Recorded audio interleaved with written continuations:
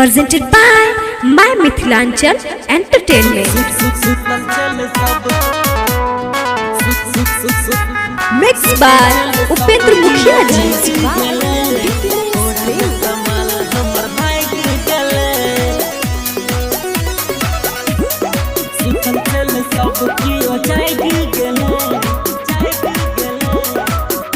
एलिए महल के मिले हम घर जानू कहे चले छिए यस कर जानू कहे चले छिए यस कर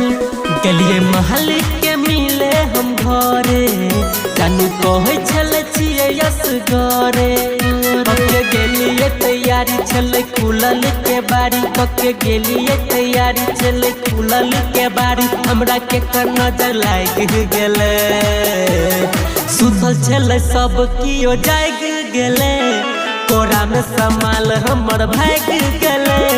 सुतल चले सब कियो जाग गेले कोरा में समाल हमर भाग गेले सुतल चले सब माजी रिकॉर्डिंग स्टूडियो खुटौना बाजार सुतल चले सब कियो जाग गेले कोरा में समाल हमर भाग गेले Mixed by Upendra Mukhia ji.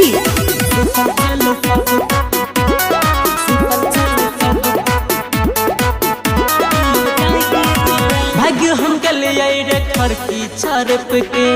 मिले न मजा रही गलिए तरफ के लाले न भेले होटल लाली के स्वाद रे सब टक्याल धलो भेल ही बेकार रे सब टक्याल धलो भेल ही बेकार भाग्य हम गलिए रे फड़की छरप के मिले न मजा रही गलिए तरस के लाले न भेले होटल लाली के स्वाद रे सब टक्याल धला भेल ही बेकार केने चलिए सबर मामला भेले गड़बड़ केने चलिए सबर मामला भेले गड़बड़ ताबे सब कियो आबि गेले सुतल छले सब कियो जाग गेले कोरा में समाल हमर भाग गेले सुतल छले सब कियो जाग गेले कोरा में समाल हमर भाग गेले माजी रिकॉर्डिंग स्टूडियो खुटौना बाजार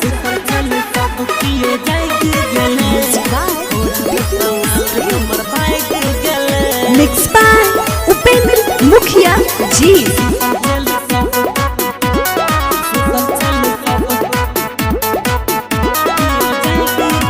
डर लगैया हमरा लाठी के मार से थर थर कपै छी हम जा रे बोखार से उमेश दर्दिला बनल कई पलन रे डीजे परवीन बिगाड़ दलकै काम रे डीजे परवीन बिगाड़ दलकै काम डर लगैया हमरा लाठी के मार से थर थर कपै छी हम जा रे बोखार से उमेश दर्दिला बनल कई पलन रे